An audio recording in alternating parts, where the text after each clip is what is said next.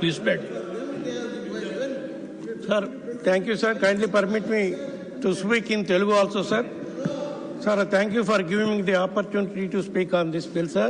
I raised to oppose this bill in this present form because it is not addressing the problems of 29,000 farmers.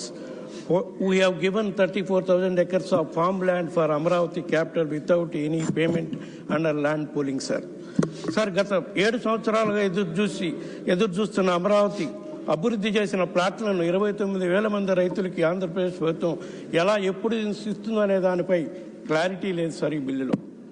Sir, and second thing is it's not defining that what constitutes capital and what is the definition of capital, sir? Our constitution mentions only capital of the country, sir.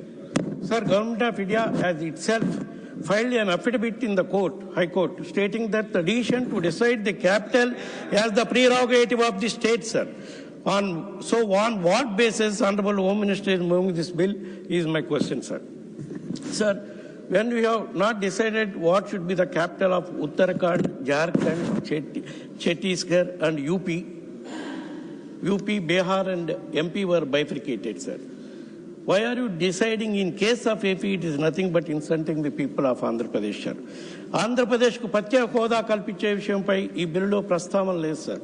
ఈ విషయాన్ని ప్రస్తుత అధికార party ఎప్పుడో మర్చిపోయింది sir. కానీ YSR Congress party నిరంతరం దీన్ని demand చేస్తూనే ఉంటుంది సార్.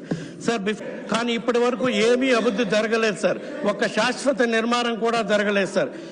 ఇంకా సొంత లెక్కల ప్రకారం అమరావతిలో 1 ఎకరం విస్తీర్ణంలో విద్యుత్, మురుగునీటి, పారుదల, నీటి సరఫరా, రోడ్లు మొదలైన సౌకర్యాలు అభివృద్ధి చేయడానికి ఒక్కొక్క ఎకరానికి 2 కోట్ల రూపాయలు అవసరం వద్దని ప్రభుత్వమే చెప్పింది సార్. 50,000 ఎకరాలు ఎక్వైర్ చేయాలని చెప్పి తీసుకోవాలని చెప్పి తీసుకున్నారు సార్. 50,000 ఎకరాలకి 2 లక్షల లెక్కన 1,00,000 కోట్ల రూపాయల నిధులు అవసరం అవుతుంది సార్.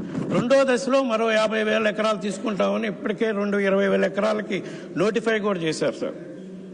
మరి ఈ 2 లక్షల కోట్లు అంటే 50,000 ఎకరాలు ఇదివరకు తీసుకుంది, మళ్ళా తీసుకోబోయే 50,000 ఎకరాలకి ఎకరాకు 2 కోట్ల లెక్కన సుమారుగా 2 లక్షల కోట్లు ఈ ప్రాంత అభివృద్ధికి కేవలం ఇన్ఫ్రాస్ట్రక్చర్ ఫెసిలిటీస్ క్రియేట్ చేయడానికే అవసరం అవుతుందని, ఈ కొత్త రాజధానిలో నిర్మాణానికి అవసరం అవుతుందని చెప్తున్నారు సార్.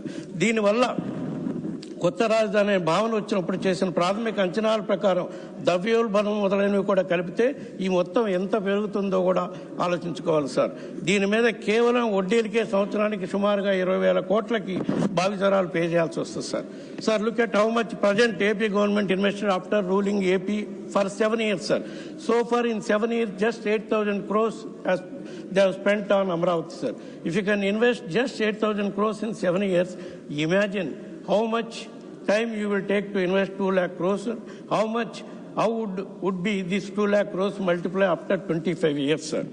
సార్, కేవలం 2 సంవత్సరాల్లోని ప్రభుత్వం ఆంధ్రప్రదేశ్ దాదాపు సుమారుగా 3,40,000 కోట్లు అప్పు చేశారు సార్.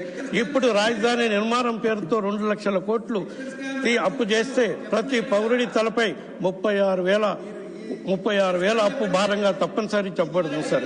ఈ నిర్లక్ష్యమైన అప్పులు ప్రయాణం ఇలాగనే కొనసాగితే 2029 నాటికి మన రాష్ట్రం సుమారు 14 లక్షల కోట్ల అప్పుల పర్వతం కింద నలిగిపోతుంది సార్. అంటే ప్రతి పౌరుడిపై దాదాపు 2 లక్షల వారసత్వగా మారబోతుంది సార్.